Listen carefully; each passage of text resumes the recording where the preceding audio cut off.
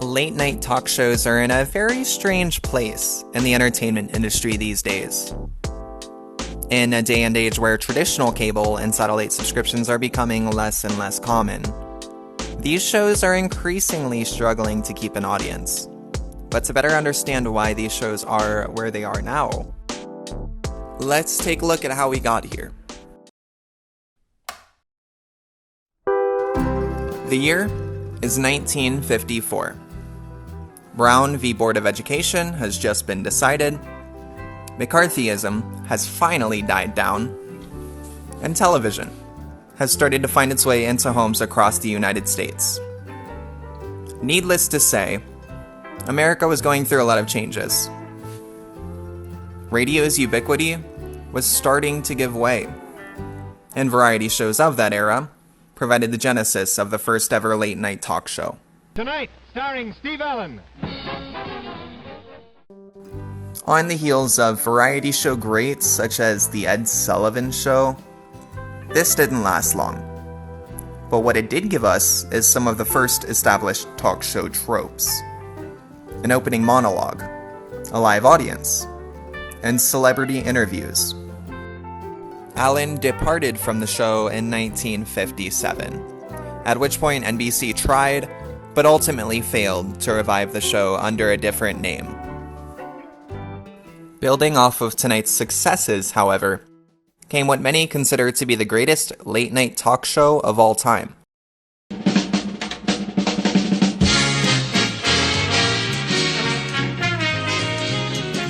The Tonight Show, starring Johnny Carson.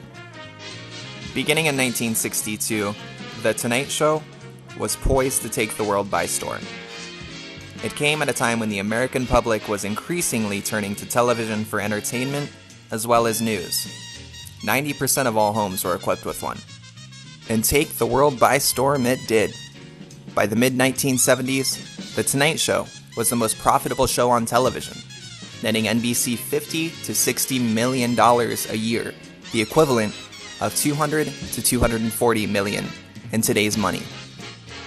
Johnny Carson's reign over late night continued for decades.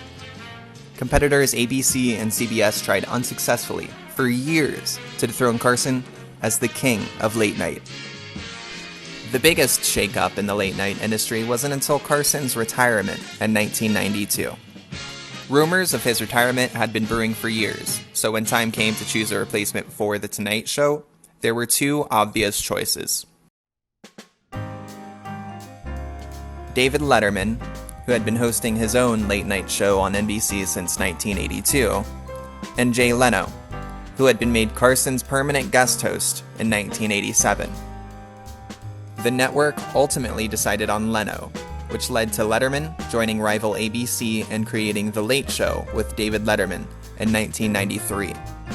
These two titans led the industry for years, while the industry itself began to evolve and really stretch its creative legs. The Daily Show aired in 1995 with a more political focus and became popular fairly quickly, with The Colbert Report following in its footsteps in 2005. This style of satirical news reporting gained popularity amongst young adults due to how it presented mainly political issues in a way that was both entertaining and easily understandable. By this point, it seemed that late-night talk shows had really found their groove. Unfortunately, this was around when the internet was reaching wide adoption, causing viewership ratings to drop over the years. The reason late-night talk shows were so popular in their early days was for their ability to intertwine news and entertainment in a way that captured the general public's interest, and because of very limited options at that time. But with the advent of the internet, people have been increasingly looking online for news and entertainment. Newer generations would rather steer clear of traditional cable and satellite subscriptions, leaving shows like The Tonight Show struggling to adapt. Although these shows are no longer a staple of American households, they are still holding on. Whether late-night talk shows can survive this new media landscape is uncertain.